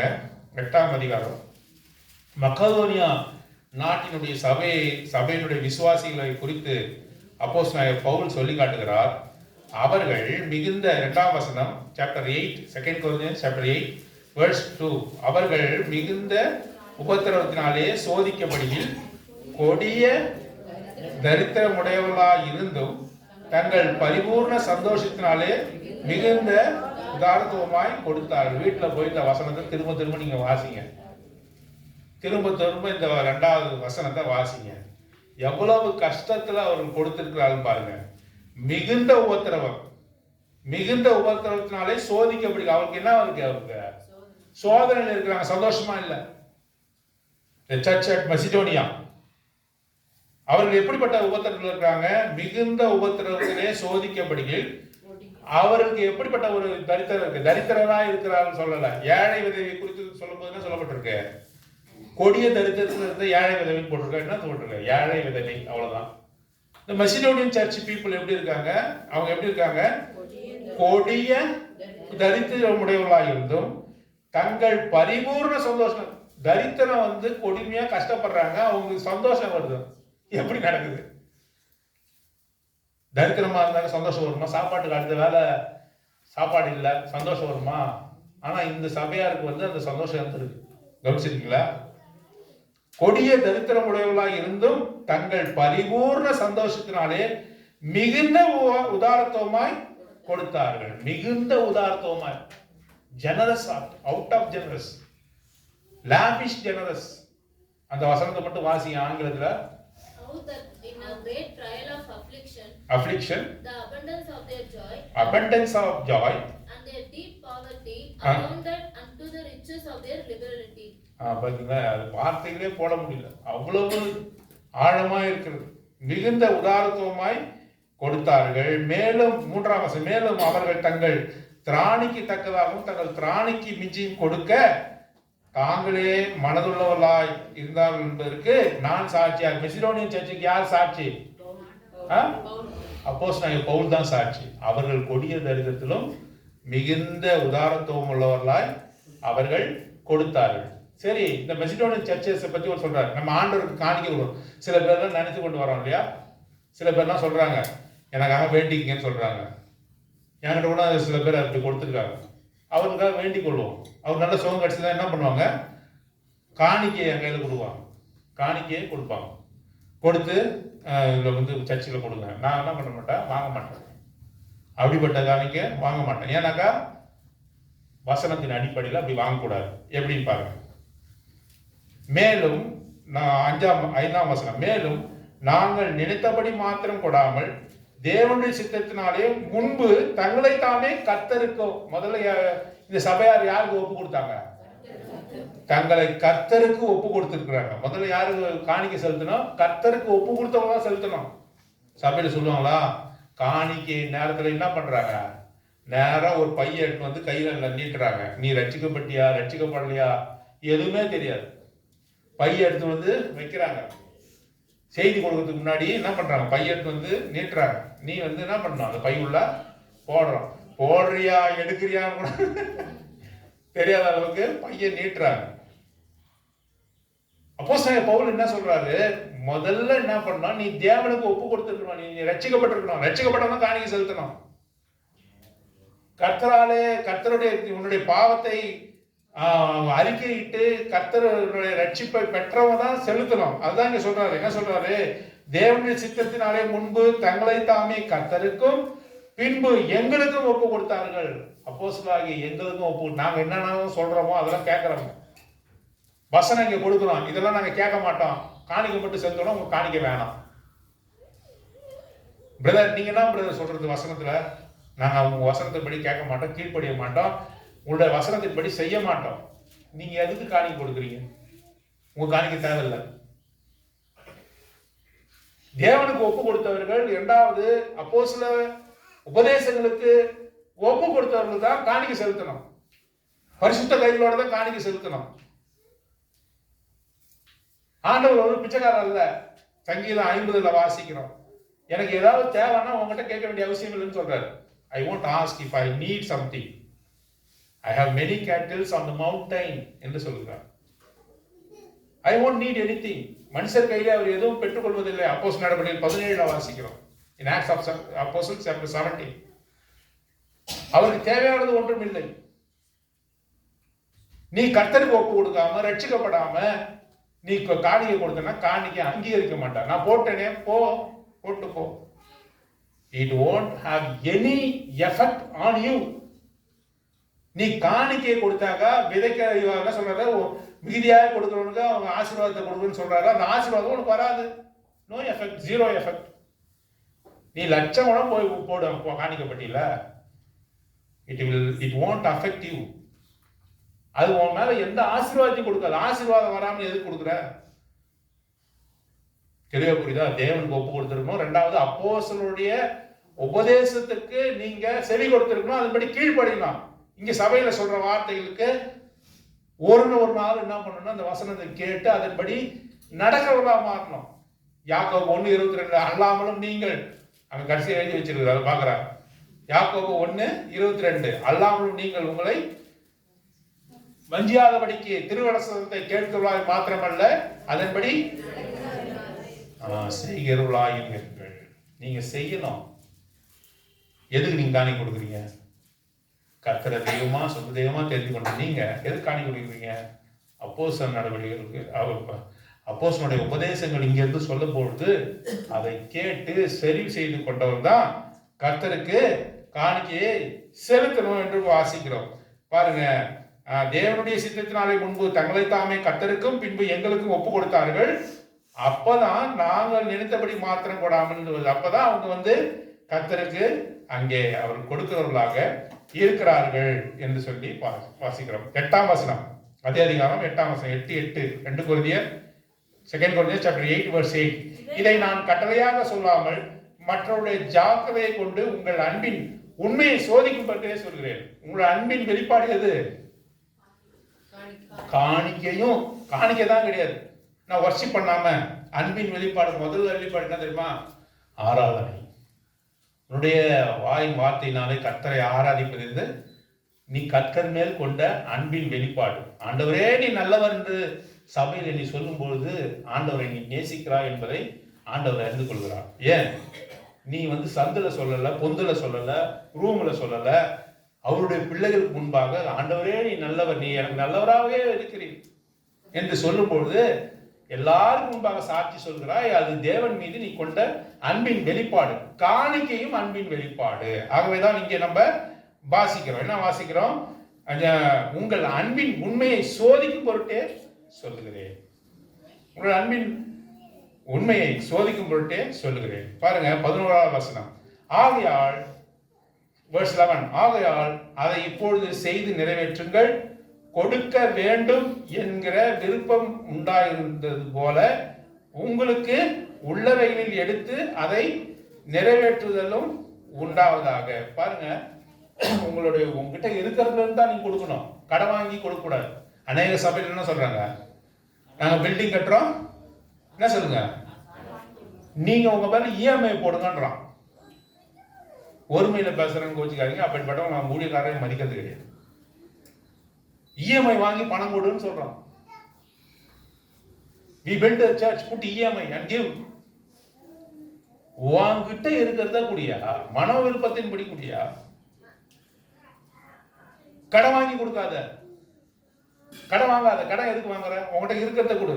அதான் சொல்றாரு, கொடுக்க வேண்டும் என்று விருப்பம் உண்டாயிருந்தது போல உங்களுக்கு உள்ளவைகளில் எடுத்து அதை நிறைவேற்றுதல் உண்டாவதாக. பெருமைக்காக காசு அதிகமா கொடுக்கணும்னு நினைக்காத, கடன் வாங்கி கொடுக்காத. உனக்கு உன் கையில் பிரயாசம் சம்பாரிச்சல, அதை உன் மனசு என்ன சொல்லுது அதை கேளு. மனசுகிட்ட கேளு, ஆண்டவர் நான் எவ்வளவு கொடுக்கணும் கேளு. அது உன்னை குத்தாத பட்சத்தில், அதை உன்னை வஞ்சிக்காத பட்சத்தில் நீ கொடு. உங்களுக்கு உள்ளவைகள் எடுத்து அதை நிறைவேற்றுதலும் உண்டாவதாக. ஒருவனுக்கு மனம் விருப்பம் இருந்தால் அவனுக்கு இல்லாததின்படி அல்ல, அவனுக்கு உள்ளதின்படியே அங்கீகரிக்கப்படும். பாருங்க, மற்றவர்களுக்கு சகாயமும் உங்களுக்கு வருத்தம் உண்டாக்கும்படி அல்ல, சமநிலைக்கு படியாகவே சொல்லுகிறேன். சமநிலை டாக்டரின், ஈக்குவல் டாக்டரின், எல்லாருக்கும் போகணும் என்பதற்காக நான் சொல்லுகிறேன். அந்த 12ஆம் வசனம் வாசிங்க. இல்ல தப்பு வாசிங்க. அவனுக்கு படி அல்ல, அவனுடைய உள்ளதின்படிதான் அங்கீகரிப்பார், இல்லாததின்படி அவர் அங்கீகரிப்பார். 15ஆம் வசனத்துல வாசிக்கும் போது சமநிலை பிரமாணத்தின்படியே அவர்களுக்கு செல்வம் உங்கள் வறுமைக்கு உதவும்படிக்கு இக்காலத்தில் உங்களுக்கு செல்வம் அவளுடைய வறுமைக்கு உதவுவதாக. சுவிசேஷத்தின் 18ஆம் வசனம், சுவிசேஷ ஊழியத்தின் எல்லா சபையிலும் புகழ்ச்சி பெற்ற ஒரு சகோதரனை அவரோடு கூட அனுப்புகிறேன். இந்த காணிக்கையை பெறவங்க எப்படி உத்தரவாதமா இருக்கணும் என்பதையும் இந்த வசனத்துல அவர் சொல்லி இருக்கிறார். பாருங்க, 20-21 எங்கள் ஊழியத்தினாலே சத்தமா வாசிங்க. எங்கள் ஊழியத்தினாலே சேர்க்கப்படும் இந்த மிகுதியான தர்ம பணத்தை குறித்து ஒருவனும் எங்களை குற்றப்படுத்தாதபடிக்கு நாங்கள் எச்சரிக்கையாய் இருந்து கர்த்தருக்கு முன்பாக மாத்திரமல்ல மனுஷருக்கு முன்பாகவும் யோக்கியமானவைகளை செய்ய நாடுகிறோம். இப்படி மனோவாஞ்சியால மனோ விருப்பத்தினால கொடுக்குறாங்கல்ல, அந்த காணிக்கையை குறித்தும் என்ன பண்ணணும்? அவர்கள் பொறுப்புள்ளவர்களா இருக்கணும், ஊதாரியா இருக்கக்கூடாது, ஊதாரியாக இருக்கக்கூடாது.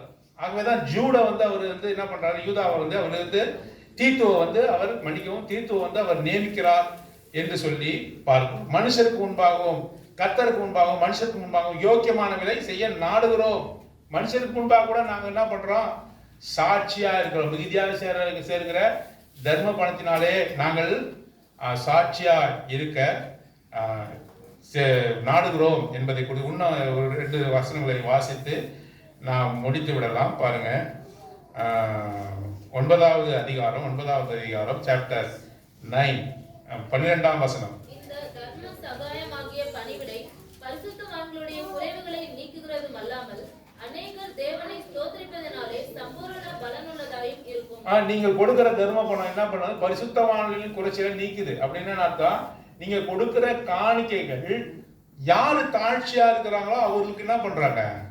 சபையாரு கொடுக்குறாங்க. யார் மூலமா கொடுக்குறாங்க? ஊழியக்காரர் மூலமா கொடுக்குறாங்க. இப்போ ஊழியக்காரர் வந்து உங்ககிட்ட கொடுக்கும்போது தாழ்ச்சியா இருக்கிறவங்க பார்த்து அவர் கொடுக்கும்போது இவர்கள் கொடுத்தாருன்னு சொல்லக்கூடாது. நீங்களும் நேரடியாகவும் கொடுக்க கூடாது. ஊழியக்காரர் அவங்க பேர் சொல்லக்கூடாது. கர்த்தர் இதை செய்ய சொன்னார்னு அவங்க கிட்ட கொடுக்கும். ஏன் நேரடியாக கொடுத்தா என்ன வரும்? நான் தான் உனக்கு காசு கொடுத்தேன்னு நினைப்பு உனக்கு வரும். அவங்க உனக்கு தெய்வம் போல தோணுவாங்க. யாரு காசு கொடுத்தவங்க? உனக்கு தெய்வத்தை போல தோணும். பிரதர் வந்தாரு, காசு கொடுத்தாரு அப்படின்னு உனக்கு பார்ஷியாலிட்டி வரும். உனக்கு அவங்கள துதிக்கிறதுக்கு அவங்களுக்கு ஈடுபடுவேன். கடவுளுக்கு நிகராக வைக்க முயற்சி பண்ணுவேன். கஷ்டத்திலே கொடுக்குறவங்களுக்கு எப்படி தோணும்? கடவுளா வந்து உதவி செய்யலாம், மனுஷன்தான் அப்படிதான் தோணும். புதிய ஏற்பாட்டின் பிரமாணத்தின்படி ஊழியக்காரர்கள் மூலமாக அது செய்யப்பட வேண்டும் என்று இங்கே சொல்லப்பட்டிருக்கிறது. பாருங்க, பரிசுத்தவான்களுடைய குறைவுகளை நீக்கிறதும் அல்லாமல் அநேகர் தேவனை ஸ்தோத்திரிப்பதனாலே சம்பூர்ண பலன் உள்ளது. இதனால என்ன நடக்குது? தாழ்ச்சியில் இருக்கிறவங்க, வறுமையில் இருக்கிறவங்க, அவங்க நிறைவாக கர்த்தரை ஆசீர்வதிக்கும் பொழுது அவங்க என்ன பண்ணுவாங்க? அடுத்தது கர்த்தரை என்ன பண்ணுவாங்க? ஸ்தோத்தரிப்பாங்க. அவர் கர்த்தருக்கு நன்றி சொல்லுவார்கள் என்று சொல்லி நாம பார்க்கிறோம். ஆகவே இந்த காரியத்தை குறித்து நாம மிக ஜாக்கிரதையாக இருக்கணும். இன்னும் ஒரு சில வசனங்களை வாசிக்கலாம். 1 கொரிந்தியர்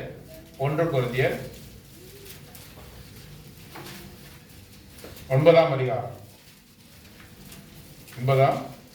அதிகாரம் 9ஆம் வசனம் 10ஆம் வசனம். போரடிக்கிற மாட்டை வாய் கட்டாயாக என்று மோசேயின் பிரமாணத்திலே எழுதியிருக்கிறதே, தேவன் மாடுகளுக்காகவே கவலையாய் இருக்கிறாரோ? நமக்காகத்தான் இதை சொல்லுகிறாரோ? உழுகிறவன் நம்பிக்கையோட உழவும், போரடிக்கிறவன் தான் நம்புகிறதில் பங்கடைவேன் என்கிற நம்பிக்கையோட போரடிக்கவும் வேண்டியதே. ஆகையால் அது நமக்காகவே எழுதியிருக்கிறது. பாருங்க, போரடிக்கிற மாட்டை வாய் கட்டாயாக. போரடிக்கிற மாடுன்னா என்ன அர்த்தம்?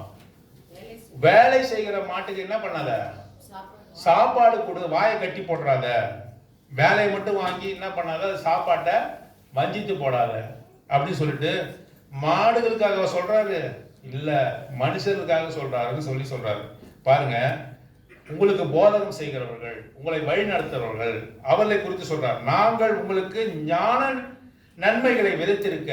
அப்போஸ்தலர் சொல்றாரு, நாங்க என்ன சொல்றோம்? கர்த்தருடைய வார்த்தையை உங்களுக்கு சொல்றோம். கர்த்தர் சொன்ன வார்த்தையை சொல்றோம். நான் ஞான நன்மைகளை உங்களுக்கு விதைத்திருக்க. உங்கள் சரீர நன்மைகளை அறுத்தால் அது பெரிய காரியமோ? நீங்க சரீர பிரகாரமா எங்களுக்கு உதவி செய்றீங்க. உங்களுடைய உழைப்பினாலே, நீங்க சம்பாதித்ததினாலே, உங்க மன விருப்பத்தின்படி காணிக்கையை செலுத்துறீங்க. உங்களை வழிநடத்துறவர்களுக்கு உதவி செய்றீங்க. உங்களுக்கு போதிக்கிறவங்களுக்கு உதவி செய்றீங்க. ஞான நன்மையினால உங்களுக்கு என்ன பண்றோம்? நீங்க எப்படி வாழணும், கர்த்தருக்குள்ளாக எப்படி நடக்கணும், நீங்க எப்படி கர்த்தருடைய வழியை விட்டு விலகாமல் இருக்கணும்னு சொல்லி உங்களை முழுவதுமாக கவனித்து உங்களுக்காக ஜெபம் பண்ணி உங்களை வழி நடத்துகிறோம். அப்படி ஞான நன்மைகளாலே உங்களுக்கு நாங்க நன்மை செய்திருக்கிறோம். உங்களுடைய சரீர நன்மையால கொடுக்காம நீங்க இருக்கிறது எப்படி? புரியுதா? உங்களுடைய சரீர நன்மையினால், உங்கள் சரீரத்தினாலே உழைத்து பெற்ற பலன்களை, ஞான நன்மைகளை கொடுக்காமல் இருப்பது எப்படி? போரடிக்கிற மாட்டை வாய் கட்டாதையாக. 14ஆம் வசனம். அந்தபடியே சுவிசேஷத்தை அறிவிக்கிறவர்களுக்கு சுவிசேஷத்தினாலே பிழைப்பு உண்டாக வேண்டும் என்று கர்த்தரும். சுவிசேஷத்தை சொல்கிறவங்க, சபையை வழி நடத்துறவங்க, இதே வேலையா இருக்கிறவங்க, உங்களை கவனிக்கிறவங்க, கண்காணியா இருக்கிறவங்க, உங்களுக்கு ஞான நன்மைகளை கொடுக்கிறவங்களுக்கு நீங்க என்ன செய்யக்கூடாது? வஞ்சிக்க கூடாது. அவர்களுக்கு ஏற்ற பலனை தரணும். எங்களுக்காக மாத்திரம் சொல்லல, எங்க சபைக்கு போனாலும் அங்க இருக்கிற உங்களை வழி நடத்துறவங்க, உங்களை கண்காணிக்கிறவங்க, இவங்க என்ன செய்யணும்? அவர்களை போஷிக்க வேண்டும் என்று சொல்லி வாசிக்கிறோம். அப்போ பவுல் ஒரு வார்த்தை சொல்றாரு, கலாத்தியர் 6ஆம் அதிகாரம் 6ஆம் வசனம். மேலும் திருவசனத்தில் உபதேசிக்கிறவனுக்கு சகல நன்மைகளிலும் பகிர்ந்து கொடுக்க கடவன். என்னது? திருப்பி வாசிங்க சத்தமா. மேலும் திருவசனத்தில் உபதேசிக்கப்படுகிறவன் உபதேசிக்கிறவனுக்கு சகல நன்மைகளிலும் பகிர்ந்து கொடுக்க கடவன். உபதேசிக்கப்படுகிறவன், உபதேசத்தை கேட்கிறவன் என்ன செய்யணும்? உபதேசம் பண்றவனுக்கு என்ன பண்ணலாம்? என்ன ஒரு மாதிரியா பாக்குறீங்க? உபதேசத்தை கேட்கிறவங்க உபதேசிக்கிறவங்களுக்கு என்ன பண்ணா? தங்கள் நன்மைகளை பகிர்ந்து கொடுக்கணும். தங்களுக்கு நன்மையான காரியங்கள் வரும்பொழுது 2 ஸ்வீட் பாக்ஸ் வந்தாங்க, ஒரு ஸ்வீட் பாக்ஸ் எடுத்துட்டு வரணும். அப்படி இல்ல,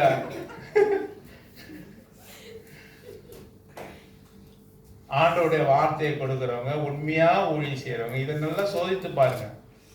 சில பேர் சொல்றாங்க, சில பேர் என்ன சொல்றாங்க, சிஎஸ்ஐ சபையை சேர்ந்தவங்க சொல்றதுல அவங்க என்ன பண்றாங்க, நார்த் இந்தியாவில் ஊழியம் செய்யறவங்களுக்கு என்ன பண்றாங்க, அவங்க பணத்தை அனுப்பிக்கிட்டே இருக்காங்க. தொடக்க காலகட்டத்தில் அவங்க என்ன பண்றாங்க, ஊழியத்தில் செய்கிறவங்க உண்மையா செய்தாங்க. அதுக்கப்புறம் என்ன பண்ணாங்க, இது அவங்களுக்கு ரொம்ப சந்தோஷமா மாறிடுது. ஏன்னாக்கா உன்னுடைய வீட்டு படி, உன்னுடைய வீட்டு வாடகை, உன்னுடைய பிள்ளைகள் படிப்புக்காரனா, உன்னுடைய கன்வீனியன்ஸ் எல்லாத்தையுமே என்ன பண்றாங்க, யாரோ தெரியாத ஒரு சவுத்துல இருந்து ஒருத்தவங்க என்ன பண்றாங்க, உன்னை தாங்கிக்கிட்டே இருக்காங்க. இது முதல்ல ஊழியர்னு போனவங்க அநேகர் என்ன பண்ணாங்கன்னாக்கா, நாங்கள் திருப்பி தமிழ்நாட்டுக்கு வாங்கினாலும் வரமாட்டாங்க. ஏன்னா தமிழ்நாட்டுக்கு வந்தா நீ காசு கொடுக்க மாட்டேன், அதனால நான் பீகார்லயே இருக்கிறேன், நான் ஜார்க்கண்ட்லயே இருக்கிறேன், நான் உத்தரப்பிரதேசல இருக்கிறேன். அங்கேயே இருந்து சம்பரமா இருந்து ஊழியம் செய்யாம நல்லா சாப்பிட்டுக்கிட்டு பிள்ளைகள்லாம் டாக்டருக்கு படிக்க வைக்கிற ஆள்லாம் தெரியும். சாதாரணமா நம்மளால என்ன பண்ண, ஊழியத்துக்கு கொடுக்குறானே அவனா காசு கொடுக்குறான்ல, அவனால அவன் பிள்ளைகளை டாக்டருக்கு படிக்க வைக்க முடியல, அவனால என்ன பண்ண முடியல, நல்ல வீட்டு வசதி வாங்கி இருக்க முடியல. அவன் என்ன சொல்றான், ஊழியத்துக்கு கொடுத்துனே அவங்க என்ன பண்றாங்க, ஒரு கட்டத்துக்கு மேல ஊழியர்கள் எல்லாம் செய்யாம தங்களை வளப்படுத்தும், வயிறை வளர்த்துக் கொள்வதற்கும் தங்களை வளப்படுத்திக் கொள்வதற்கும் அந்த பணத்தை எடுத்து பயன்படுத்தினார்கள். இவங்க கிட்ட போய் சொல்றோம், அதாவது நீங்க கொடுக்காதீங்க, ஆண்டோட்ட கர்த்தத்தை கேட்டு கொடுங்க அப்படின்னு சொன்னாக்கா இவங்க நம்ம சொல்றாங்க பதில், அவன் எப்படியா போறான் பிரதர், நான் கொடுக்கறத கொடுத்துட்டு தான் இருப்பேன். என்னது வாங்குற அவன் பாவம் செய்யறான்னா அது அவனுடைய தலையெழுத்து, ஆனா நான் கொடுக்கறது தான் கொடுப்பேன். இது சரியான சத்தியமா இருந்து ஆண்டவர் சொல்றாரு, நீ சோதித்து பாரு, உனக்கு கொடுக்குற மனசாட்சியில நீ சோதித்து பாரு, இதை செய்யலாமா. உண்மையா ஊழியம் செய்யறவங்களுக்கு கொடு, அது இங்க இருந்தாலும் சரி, பீகார்ல இருந்தாலும் சரி, உத்தரகாண்ட்ல இருந்தாலும் சரி, யாராலும் உண்மையாய் ஊழியம் செய்யறவங்களுக்கு உத்தமமாய் ஊழியம் செய்ய கொடு. நான் கொடுக்கறத ஒரு பழக்கமா வச்சிருக்கேன், நான் கொடுத்துதான் ஆகணும்னாக்கா அது ஆண்டவருக்கு பிடிக்காத காரியமாச்சு. அது நான் கொடுக்க பழகிட்டு நான் கொடுத்துட்டு தான் இருப்பேன், அப்படியெல்லாம் ஒன்னும் ஆண்டவர் சொல்லல. You have to inspect, நீ அதை சோதித்து பார். நம்ம வேலுக்கு எடுத்த நீராக போகக்கூடாது. ஆத்துல போட்டாலும் என்ன பண்ணலாம், நம்ம அப்படி எடுத்துக்கொள்ள கூடாது. எதை கொடுத்தாலும் ஆண்டவத்தை கேட்டுட்டு கொடுக்கணும், ஆண்டவர்கிட்ட கேட்டுட்டு கொடுக்கிறவர்களாக இருக்கணும். அது ஆண்டவர் பல காரியங்களை குறித்து இன்றைக்கு நம் மத்தியில பேசுறாரு. அது தசம பாகம் இருக்குதா இல்லையா? இப்போ இவ்வளோ கேட்டுக்கணும் இல்லைன்னு சொல்லுங்களேன். இல்லை, நான் பழக்கமாக தான் கொடுத்துருப்பேன்னு சொன்னாக்கா அது இப்போ எனக்கு அதை பற்றி நான் சொல்றதுக்கு ஒன்றுமே இல்லை. நான் இன்னும் கொடுப்பேன் தான். அந்த சிஎஸ்ஐ காரங்க சொன்ன மாதிரி நான் தசமாகம் கூட வந்தேன்னா போடு, நான் சாபம்னு சொல்லல, ஆசீர்வாதம்னு சொல்லல. அது வழக்கொழிந்து விட்டது. மனோவாஞ்சையாய், மனோ விருப்பமாய், மனம் நிர்ணயித்தபடி, மனசு நிர்ணயித்தபடி நீ கர்த்தருக்கு கொடு, கட்டாயமாய் அல்ல. உதாரணத்துவமா, generous, out of generous heart நீ கொடுக்கணும். ரெண்டாவது கேட்டகரி வாவ், அதாவது என்னது, பொருத்தனை. பொருத்தனை இருக்கா இல்லையா? இருக்கு. ஆண்டவரே இதை நான் செய்யறேன்னு சொல்லு, ஆணையிட்டு சொல்லாது. ஆணையிட்டு சொல்லவே கூடாது. என் தலைமையில ஆணையை நான் கொடுத்துட்றேன் காசு அப்படின்னா சொல்லவே கூடாது. ஆண்டவருக்கு ஆணையிட வேண்டிய அவசியம் இல்லை. எதன் மீதும் யார் மீதும் உன் மீதும் ஆணையிட்டு சொல்றது. உள்ளதென்று கொடுக்குறேன், இல்லைன்னா இல்லை. இதை ஒண்டி வைக்கப்பட வேண்டிய அவசியம் இல்லை. மூன்றாவது, கொடுக்கிற காரியத்தை பத்தி காரியம் அங்க இருக்கிறது. எப்படி கொடுக்கணும் என்பதை குறித்து எங்கெங்கெல்லாம் வாசித்தோம்? 2 கொரிந்தியர் 9ஆம் அதிகாரம், 8ஆம் அதிகாரம், 9ஆம் அதிகாரம், 2 கொரிந்தியர் 16ஆம் அதிகாரத்துல வாசிச்சோம். எப்படி கொடுக்கணும், யாருக்கு கொடுக்கணும், எந்த நிலைமையில கொடுக்கணும், உங்ககிட்ட இருக்கிறதுல இருந்து கொடுக்கணும், கடன் வாங்கி கொடுக்க கூடாது. நீ கொடுக்கறதுனாலே நீ நம்ம கர்த்தருக்கு கொடுத்தோன்னு பெருமை கொள்ளக்கூடாது. எப்படி கொடுக்கணும் எல்லாவற்றையும் குறித்து ஆண்டவர் இன்றைக்கு பேசியிருக்கிறார். ஆகவே இதில் நாம் மிகுந்த ஜாக்கிரதை உள்ள இருக்க தேவன் தாமே நமக்கு உதவி செய்வார்.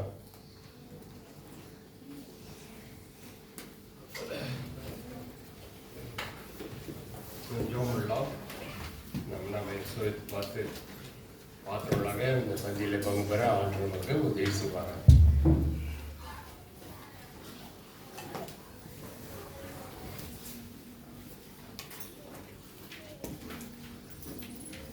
John Law.